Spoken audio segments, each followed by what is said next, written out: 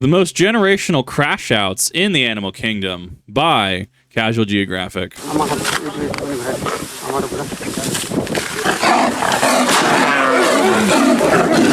Wow. Bird. It's like a backyard bully brawl.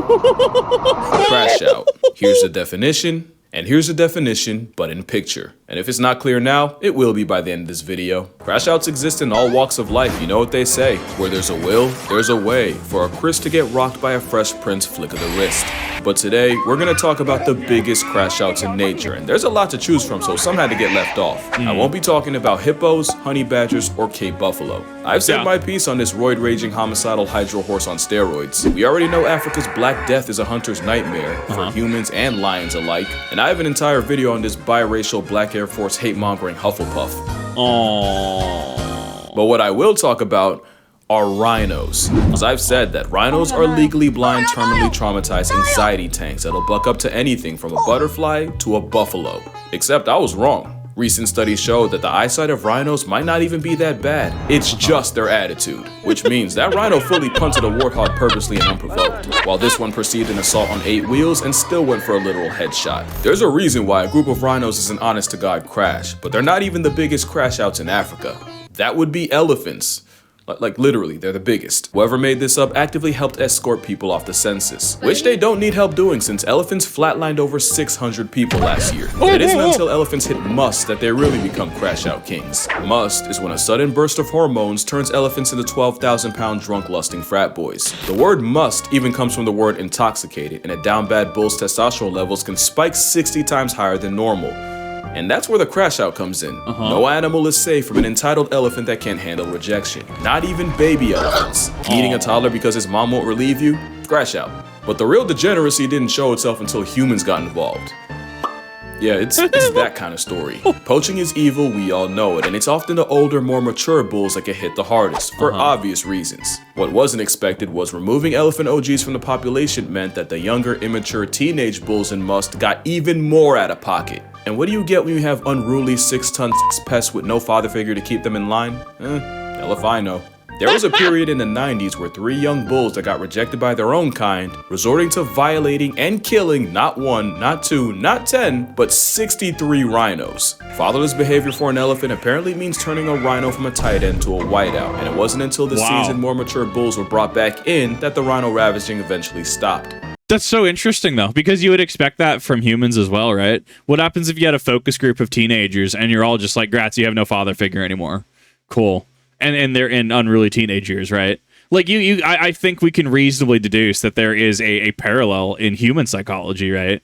That's really interesting to be able to look at animal psychology. Because, I mean, animals, for all intents and purposes, aren't dumb. Like, sure, they don't speak human, right? They don't speak English. They don't speak German. They don't speak Japanese. They don't speak, insert language here, right? But, like, animals are still cognizant. Like, they have emotion. They have fight or flight response. They have fears. They have things that they like. If you're sharks, you get rotated and you just kind of like transcend for a little bit. But like, it's interesting to see just parallels in human psychology. Things like, what is the cause and effect? What is the why to the situation, and what is the resolution to the situation? Right? Just going through those, it is very fascinating to me. I was actually I thought I knew something about the discoveries of rhinos actually having good eyesight or having decent eyesight. That sounds familiar to me, although I can't actually put a source on that. I know the general consensus, understanding that kind of lives in our collection of consciousness is kind of like, yeah, rhinos have bad eyesight, but them actually having decent eyesight, it's really interesting. So it's definitely a temperament thing, which makes me interested to know what sets them off and what doesn't set them off, right? Like, what causes them to hit an 8-wheeler on a whim, right? Especially if they could beef with hippos. Good God, anything could beef with a hippo, all I'm going to say. Even elephants are interesting. I was having a discussion about ivory recently. Not that I'm going to buy any, obviously. Right? I'm not in the tax bracket to do that. But ivory is definitely a chase material. And I had heard some allegation in regards to you have to buy, much like certain firearms before. I think it has to be before 1978 because there's a certain ban on certain things. I'm not going to get too deep into that here because that's tactic hip content. You have to, I think it's ivory before a certain year, and I think there has to be documentation with it. But I have zero understanding of the actual ivory trade. I have zero understanding how that actually works. And poaching definitely a problem. Poaching for ivory. I don't even know what uses ivory in modern day. If I'm being completely honest, if you have insight into ivory, let me know in the comments section down below because I'm actually very interested to know more about it. The legality, import laws, restrictions, sanctions, all that stuff. That's interesting. And it's not just males that can choose violence. We can't forget that time an elephant traveled across India just to life-deprive a 70-year-old senior citizen while she was getting water. For context, that elephant escaped from the Dalma Wildlife Sanctuary and traveled over 100 miles to the Rapai village in Odisha. Being homicidal for over 100 miles straight is already menace behavior. What solidified it was that same herd pulling up to that woman's funeral later that day and paying everything but respects. And that same elephant grabbed her soul-evacuated 0 HP body and proceeded to put her in the negatives. Basically, she got put on a shirt, except the shirt was reversible, and after desecrating her corpse, dessert was destroying the woman's house along with several others. Like what do you do for that to happen, right? And that being said, I mean, it's like what is it? What was it, the octopus? I think it was in the Californian zoo, the one that threw rotten shrimp. I think it was because it got rotten shrimp once, right? But it started throwing shrimp at the security guard or something. Like it actually got out of the tank and would throw like shrimp at the security guard. I mean, there's got to be some sort of inciting incident, right? But then again, you're dealing with animals. There could very well just be not an inciting incident. They could just get a bad vibe from you, right? I don't know what the trigger for that is, and that's interesting. I mean, that's why there's literal scientists and specialists who specialize in animals. Now, many have said the woman Maya Murmu had it coming and was involved in poaching, and this was a case of an elephant not forgetting or forgiving. It also could have been someone's grandmother getting murked twice and memed on Twitter all because of RNG. We'll never know the why, but what we do know is my favorite animal is capable of crash outs of catastrophic proportions. And now we got the smallest crash out in the world. When a colony of Calabopsis saundersea ants gets attacked, some of the soldiers will rupture 2 huge poison-filled glands and literally blow themselves up. Nice. They don't just seppuku themselves, they also rain a toxic corrosive glue that either traps the op ants in place or just burns them alive. It's self-sacrificing altruistic behavior meant to— Am I literally just watching a versus battle? Like, okay, somebody has definitely put money on these fights, 100%. Not that I can legally say to do so, right? Animal cruelty, all that stuff. Definitely against TOS, right? Don't do this, right? Do not pit animals against each other for entertainment, for financial benefit, gambling, etc. Right? Do not do that. I'm very specifically saying do not do that, YouTube. This wouldn't surprise me if people actually put money on it, though. Once again, not that I can legally advise it, not that I can legally back that. It wouldn't surprise me is all I'm saying. Defend the colony, but that is one hell of an escalation. One species of termite also has a concept of kamikaze themselves, and they have toxic glands that actually grow as they get older. That means the same old worker termites with dull mandibles that can't fight or forage as well as their juniors also carry the most potent explosive backpacks in the colony. What an interesting adaptation.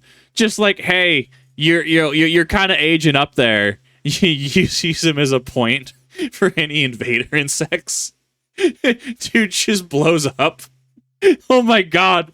Oh, that's both fascinating and also metal AF. Their last act of service involves eviscerating themselves in a rain of internal organs, intestines, and toxins, which proves that the most dangerous crash out is the one with nothing left to lose. For reference, that's like breaking into a house and the last thing you see is a senile 90-year-old rushing you with a bomb strapped to their chest. But the wildest crash out might be what pea aphids do once a predator breaks into their home, because not only will soldiers come together and turn themselves into fleshy fireworks, they'll use their own bodily fluids to plug up the opening. Even if it means they get left outside in past tense, even if it means they suffocate on their own insides, and even if the process senses subtracts them instantly. It's one thing to self-destruct to backpedal a predator, or even after already being eaten, which aphids actually do. Using Flex Seal made out of your own guts for home repair is exactly the type of behavior this video is about. But if elephants violating the natural order didn't already tell you, the worst crash outs are the ones humans created. I mean, talking about the aphids, right? I mean, that's interesting to consider. That is devotion, dedication to a cause, if even, right? That's really fascinating. Like that preservation instinct is just not there. I wonder if that's that's caused by a threat or sense of threat overriding their sense of preservation, and thus their adaptation is to quite literally blah their entire insides to make a wall, right? That's fascinating. This black Air Force bee is the result of one of the biggest oopsies in human history. Back in the 50s, African bees were brought to Brazil and crossbred with their more domesticated European cousins. The idea was, if they could combine the two, they could create a bee that was more efficient than the Europeans in tropical climates, while also being less defensive than the African counterparts. You know, usually you should be doing this under controlled conditions, right? Normally you should be doing this with oversight. You should be doing this with some sort of like, here's my hypothesis, let's see how this works. And that way, you know, that doesn't intermingle. Like, why do I feel like this definitely runs afoul of standard experimental procedures? But in one of the most consequential ups possible, a local beekeeper accidentally released 26 swarms of Africanized bees, including queens. But experts said not to worry, that the bees would either die out in the foreign climate or get bred out of existence by the already present European bees. Yes, but actually no. By the 60s, they made it across the country. By the 80s, they hit Mexico. By the 90s, they were popping up in the US. And today, the Africanized assault has spread throughout America like a rageaholic rash. See, and like, how do you reasonably hold someone accountable for that? Like, we can say, oh, well, this South American country did this, and now this has caused kind of a macro species shift, right? Do you hold a country accountable to that? Do you not hold a country accountable to that? Do you work with the country? Do you just say, well, because of this, we're going to tariff and sanction stuff that you send our way? Do you use it as a bargaining chip? You know, is it an actual issue? Is it a non-issue, right? Like, that starts getting into domestic policy territory really quickly. And this is why you generally, like there's conventions for this kind of thing, right? Like that's why I'm just like, okay, we're just going to go straight on doing this. We have no idea what the end result's going to be, because it could absolutely be more aggressive. It could be hyper aggressive. You don't know until you really like observe it, right? Like, part of the scientific process, you're observing your findings, you're recording your findings.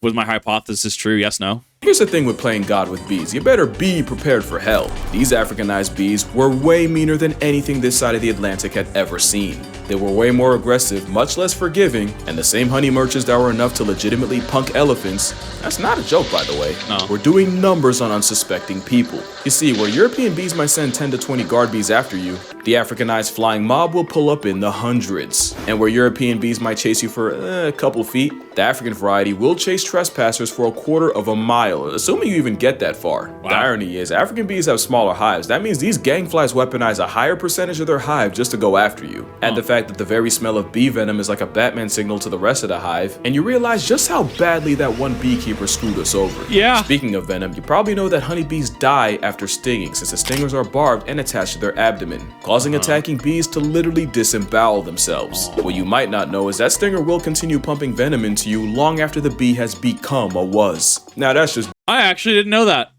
That's metal AF. Doing the most. That's how you get stories of people being chased by vindictive swarms. Oh, and by the way, it's proven if you try to duck the fate by jumping in the water, they will wait, sometimes with fatal consequences. In 2013, a Texas man died after being stung over 1,000 times, and the bee still had enough malice left over to leave his wife and daughter with 100 apiece. It says a lot that the dietary habits of the Crash Out mascot might have helped create one of the most infamous crash crowds in the air. Yeah, that I feel like that's turned into, I mean, obviously this has turned into a mess. I feel like certain scientific studies and communities have definitely like, oh my god, this just absolutely sucks. That's wild to think about. Not all crash outs are fueled by hate. Some are powered by love. Courting bald eagles will interlock talons and plummet down towards the earth, only to separate at the last possible second. Because apparently feathery foreplay means death spiraling in a questionable game of chicken. Apparently, I respect it. I could see it.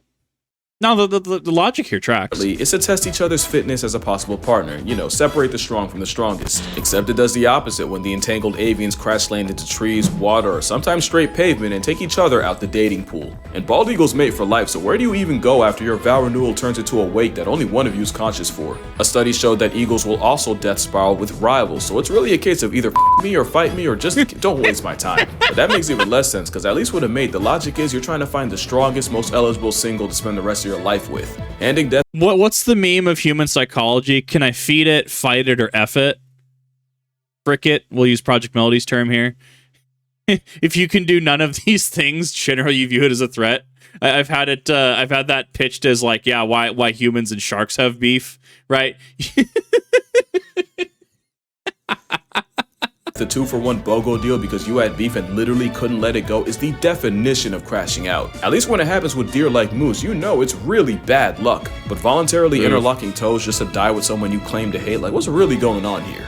But that relationship's nowhere near as toxic as the house sparrows. The what? It's like Tweety listening to NBA Youngboy. It's a honey badger with wings and an op to every other bird, but especially their own kind. Okay, so the crashing out is caused by the fact that house sparrows are monogamous and mate for life. Okay. They're also serial cheating air strumpets, and 15% of sparrow children born aren't even related to the male raising them. Cheating isn't a foreign concept to birds. Thoughts and prayers out to the penguin that got dogged out, got his cloaca kicked by his wife's boyfriend, begged for her back, got beat again, only to get rejected and bust his a third time. Yeah, Wow. no way he goes out that sad. Male sparrows that suspect their partner of cheating get their revenge by purposely feeding their children less, bordering on starvation. The thing is, he has no way of knowing which chick's actually his. He only goes by how much time the mother spends away from the nest. So he'll just go the nuclear option. He will actually just like destroy the entire nest.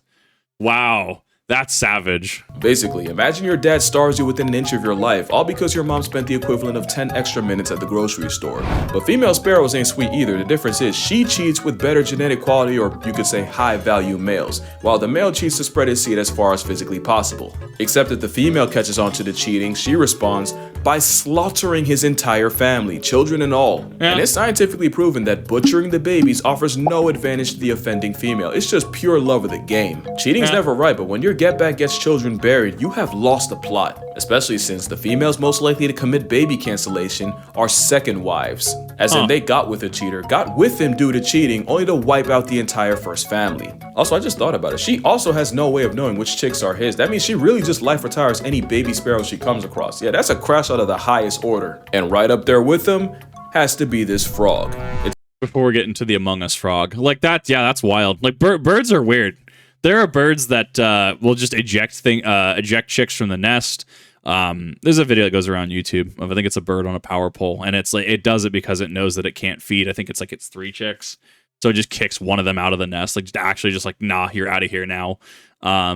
There's also birds that will. I mean, clearly the sparrow went with the nuclear option there, just like nah, all these youngins, nah, not having it. Oh god, there's another example I was going to use. Bird. Oh yeah, there's a specific bird. It's a parasite bird, and I'm not using it in terms of like like tapeworm, Las Plagas, anything like that. Like not that kind of parasite, but it's a parasite bird. I can't remember what species it is, but it'll lay its eggs in the nest of another bird. So like there's an there's an imposter among us, and then the bird will hatch, and then its instinct is to just push every other chick out of the nest. So that way the adult has to raise this bird.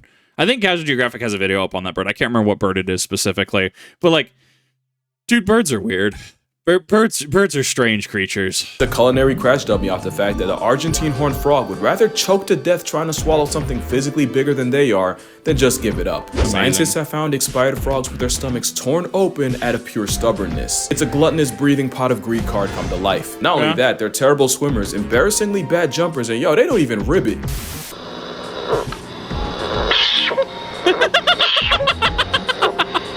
I love him. Fooled unsold every aspect of being a frog just to moonlight as Jabba the Gut. They can even develop amphibian corneal lipidosis, where they hold on to so much fat, they literally accumulate fat deposits on their eyes that blind them. To be fair, it's usually from overfeeding in captivity, but my brother in Christ, even Nakado Avocado put the fork down at some point. Especially since frogs can't vomit, the best this kitchen crash out can do is fully eject their stomachs. But luckily, they're not a threat to you. Next is a crash out that the majority of the American audience has to sidestep on a daily basis. Which is funny, because the Canada goose nearly got put on an eternal milk carton due to overhunting and habitat loss. Look, what is it? The Canadians pour all their hate, malice, spite. They pour all that into the geese. It's the yearly annual Canadian ritual. That's why geese are so angry. There was a comment once upon a time where I said that, and someone's like, "How do you know? How do you know our secrets?" In fact, we fully thought they were out of stock in the 50s, until a small flock was found in Rochester, Minnesota. And with the help of the Migratory Bird Treaty Act in the US and the Migratory Birds Convention Act in Canada, along with conservation efforts, the Canada goose was able to make a comeback. And humanity and geese lived happily ever. Absolutely not. Yet a cobra chicken came back with a vengeance. I called the sparrow an airborne honey badger. Nah. It's just barcoded assault with wings. Easily the most undeserved arrogance I've ever seen on an animal. And that's really what it is. This damn velociraptor has some wildly irrational confidence. They're like Family Guy. They nearly got canceled, came back, and by God do they not miss a chance to punish us for it. Even Sully's heroic landing in the Hudson wouldn't have even been needed if a goose didn't try to run a fade with a plane. Just proof that you can get a lot of mileage at a false, unearned valor. Dude, these things are organized, I swear. Like, what is it? I go down to Boise sometimes, Boise, Idaho, the capital. BSU, right, is the big university there. Dude, there's geese all over it. They like post in pairs, and I've joked like, dude, these are just scouts. Like, these are just advanced units. You see them on buildings. You see them just posting. You see them in front of doors. Dude, these things are everywhere. It's like some kind of like weird bird military.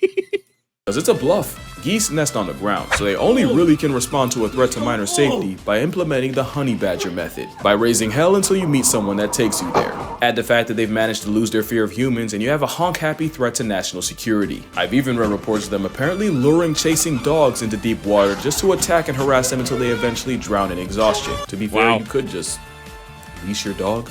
Oh, also, goose tongue. But yeah, that attitude's a bluff, and they read body language, so act like you've been around a goose before and you'll probably be fine. So why are geese so mean? They'd probably be dead if they weren't. But at least they're not capable of really damaging anything but your pride. Complete opposite of chimpanzees, my word. Probably a top... Chimpanzees are... Wasn't there like a lady in New York? She had a chimpanzee as a pet. Didn't it like take her face off? Dude, like, and that's the thing, like, oh no, he's trained, he's docile, he's quite calm, literally escalates. Like, I mean, you can say, oh, well, idiot, hindsight's 2020, right? Like, dude, just monkeys are just wild. Like that whole just would it be genus? I don't actually remember. I'd have to go look up the actual classification, right? Kingdom, phylum, class, order, family, genus, species. I'd have to go up the tree and figure out how far up it goes actually for a unanimous like or overarching classification. Man, like, chimpanzees are just actually built different, though. Crash out in nature, cause you really never know what could set this chainsaw with thumbs off. Change your hairstyle for the first time in 10 years? Yeah, you just lost your face privileges. Push one of your troop mates a little too far? Call it Kaizen the way you about to get your jutsu jumped. Do a fucking barrel roll? Absolutely not. Not in these parts. Chimps and really primates in general have a sense of fairness. Do something they view as unfair? Oh, buddy. You finna find out why they're the prime ministers of unproportional reactions. This man decided to surprise his former pet chimp with a chocolate cake for his birthday. The real surprise was two male chimps getting out and mutilating the man for not serving them a slice first. I'm not gonna list the full extent of his injuries, I have a full video doing that. Just know, the first two hospitals denied him entry because they literally thought he was a lost cause. Monkeys in captivity have also been known to mob a member of their own for receiving more food than the others. And when I was 8, a chimp temper tantrum nearly had me halfway to Helen Keller. Almost had me rocking the Nick Fury fit. And we cannot forget that time monkeys in India went on a campaign of dropping dogs from roofs after one allegedly attacked a baby of their own. Yeah. I just like, dude, these things are vindictive. These things are mean. These things are just like absolutely savage. Oh, but look at the monkey. He cute, dude. They're so temperamental. They're so full of spite. Primates are some Hall of Fame crash outs. Question is, what could possibly be more destructive? Well... Tigers are easily one of the most vengeful creatures alive, and the moment this striped population control wants you dead, you might as well lease a casket. There's plenty of stories of tigers going from 0 to 1,000. In 2007, 3 teenagers that may or may not have been under the influence taunted 243-pound Tatiana the tiger, reportedly even pelting her with pine cones from a slingshot. Yeah, so that is well, let's break out the scale, right? That is a certified FAFO moment, right? The tiger did not deserve that.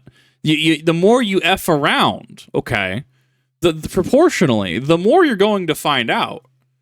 Let's just not throw stuff at animals that don't deserve it, right? Let's just not do that. He cleared a 12-foot moat, severely mauled 2 of the teens, and killed the 3rd. In 2016, a tiger ripped apart an infamous poacher named Baby, only 4 days after his group reportedly shot his mate. In 97, a hunter named Vladimir Markov not only shot a tiger, but had the audacity to steal his kill. As a result, the Whisker John Wick stalked his cabin, tore anything that smelled like him to shreds, including his mattress and bedding, and apparently even demolished an outhouse Markov had used. As you can guess, the story ended around the same time Vladdy did, once the Siberian assassin was there to greet him at his house. And then there's this. The backstory is that a mother tiger and her cubs had ventured beyond the boundaries of a park and had injured cattle in the process, so rangers went out to capture and relocate the trio. They successfully tranked and removed the cubs, but the mother was nowhere to be found. That was until about right here. The enraged mother cleared a full-grown elephant and managed to mutilate the mahout riding it, taking several fingers with her, and the fury on 4 legs was never seen again.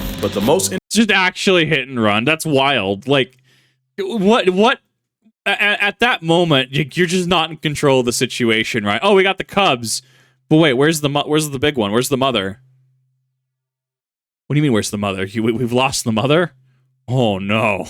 Meanwhile, literally just like side sweeps dude on elephant. That's wild. Infamous big cat crash out came in the early 1900s when a tiger dubbed the man-eater Achumpawat killed 436 people, giving her the highest human body count of any single animal. And it was discovered that the cause was a cripplingly debilitating tooth injury that forced her to go after easier prey. And that's the thing I do want to mention. I know I had fun with the crash out concept, but really all the tiger was ever guilty of doing was what came naturally. And that really goes for every animal on this list. Tatiana wouldn't have had to die and take someone's son with her if they hadn't gone and tested her killer. Travis was an overweight, socially stunted, Xanax-consuming time bomb that some women decided to keep inside as a pet. Even the whole Elefino mess started with poachers destroying and fragmenting their families and probably giving the pachyderms PTSD. Like, I'll joke around and stuff for comedic effect, but I'm not actually out here judging animals by human standards. Cause he said something real before he got Chris rocked and left with Fresh Prince. Talk about the tiger went crazy. That tiger ain't go crazy. That tiger went tiger. But yeah, that's gonna do it for this video. Make sure you drink water, hug your mother. There's no church in the wild and no judge in the jungle, so don't expect animals to follow either. And I'ma see y'all in the next one.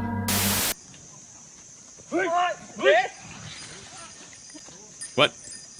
No! Wow.